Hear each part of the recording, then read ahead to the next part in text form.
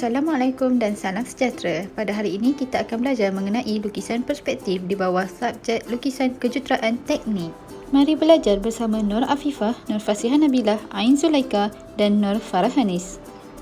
Antara perkara yang akan diberi perhatian dalam bab ini ialah mengenai pengenalan kepada lukisan perspektif, jenis-jenis lukisan perspektif, fungsi elemen dalam lukisan perspektif, langkah menentukan beberapa titik penting dan kotak asas perspektif, serta cara membuat perspektif satu titik dan dua titik. Baiklah, mengenai pengenalan lukisan perspektif ini, ia merupakan lukisan berbentuk 3 dimensi 3D seperti lukisan isometri dan lukisan oblik yang menunjukkan gambaran sebenar objek. Mereka bentuk menggunakan lukisan perspektif ini bagi menggambarkan sesuatu bangunan yang bakal dibina agar mudah difahami dan lebih menarik. Ianya seringkali digunakan untuk menunjukkan gambaran sebenar sesuatu objek serta suasana dan aktiviti dalam ruang tersebut. Dan yang terakhir, objek yang hampir dengan mata kelihatan lebih besar dan semakin jauh dari mata, objek kelihatan semakin kecil.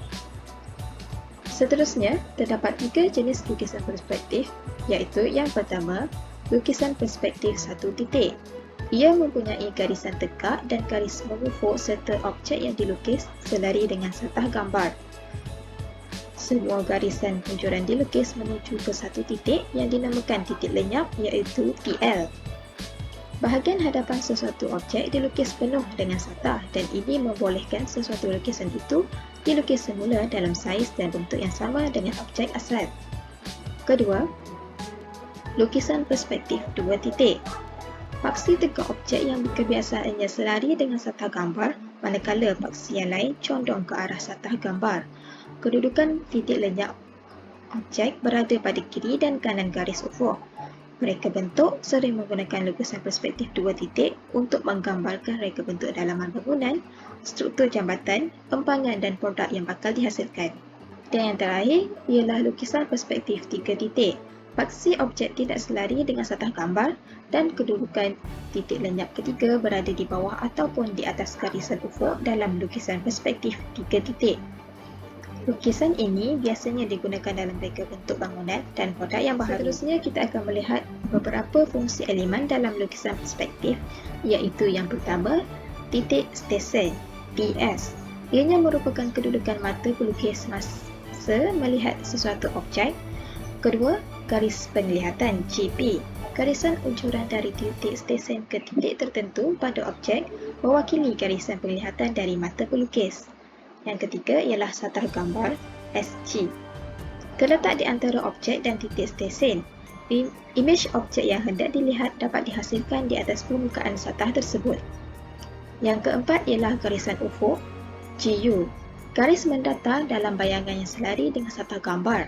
Garis ini berada pada aras yang sama dengan mata pelukis. Yang kelima ialah titik lenyap TL. Mewakili objek apabila berada jauh dari mata pelukis. Titik lenyap bagi lukisan perspektif satu titik dan dua titik terletak pada garis ufuk. Yang keenam ialah garis tinggi GT. Diunjur dari penjuru pandangan atas yang menyentuh satah gambar hingga ke garisan bumi bagi mendapatkan ketinggian. Dan yang terakhir ialah garis bumi GB.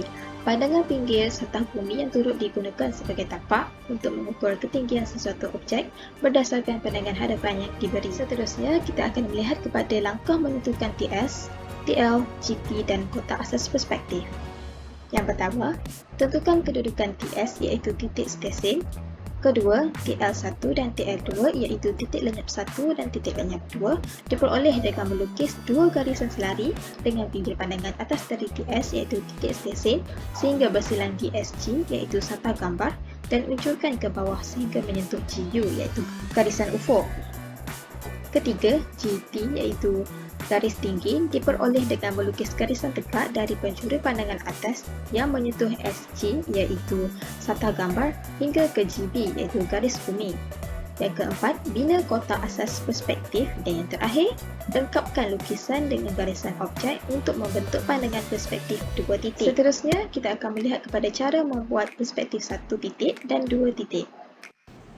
Cara membuat perspektif satu titik. Pertama, membina garisan utama iaitu GU. Kedua, tandakan titik stesen iaitu TS. Kemudian garis GB iaitu garis bumi. Bina pandangan atas objek.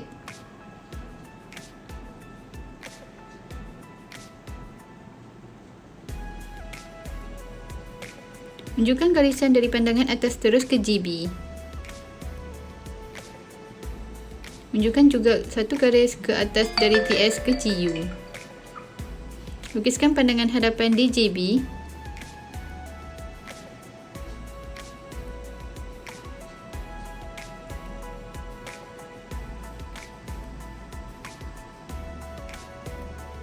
Tunjukkan 1, 2, 3, 4 ke titik stesen.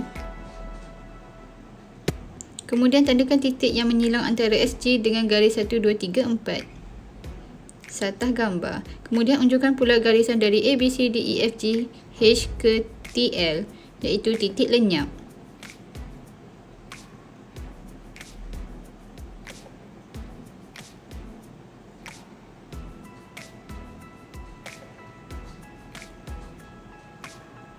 Temukan garisan yang bersilangan dengan membuat garisan objek.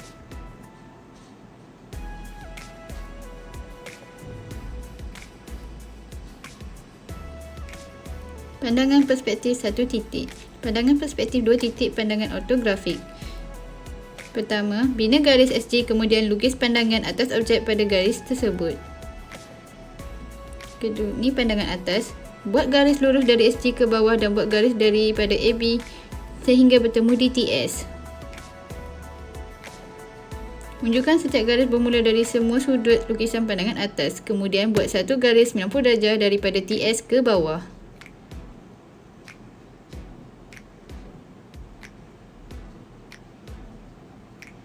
Bina garis GU dan GB, kemudian bina pula pandangan hadapan objek di atas garis GB.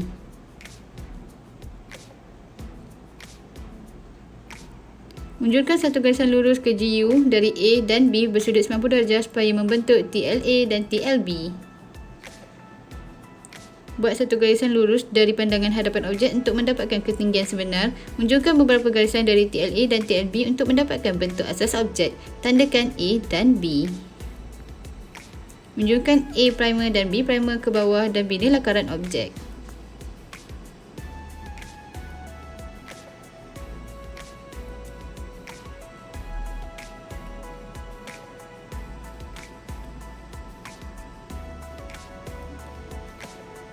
Silangkan beberapa garisan untuk membentuk objek sebenar.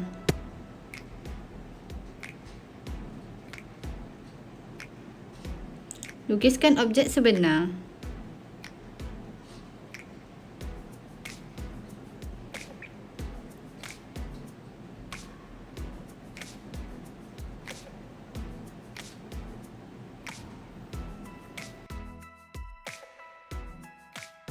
Antara kesimpulan yang diperoleh daripada topik lukisan perspektif ini ialah yang pertama, ciri-ciri lukisan perspektif objek yang dekat, besar dan lebih tinggi dibandingkan dengan objek jauh. Garisan objek yang hampir atau dekat lebih jarang dan garisan objek yang jauh lebih rapat. Dan yang ketiga, perubahan saiz, jawab dan warna objek alam akan berlaku apabila objek tersebut dilihat pada jarak jauh. Sekali, berikut merupakan beberapa contoh lukisan perspektif, bangunan dan langkah menentukan titik.